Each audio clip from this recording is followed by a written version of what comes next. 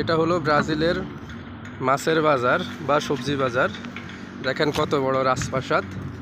তো আমরা এখন সবজি বাজারের দিকে যাচ্ছি, আর আমার কিছু মাছ লাগবে, মাছও কিনতে হবে। দেখেন কত বিশাল একটা মাছ বাজার।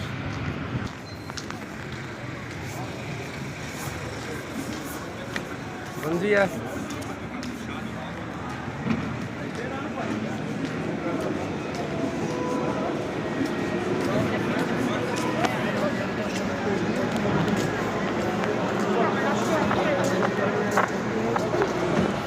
চিংড়ি কেন? মাছ এই চিংড়ি মাছ আর এই মাছ এই মাছ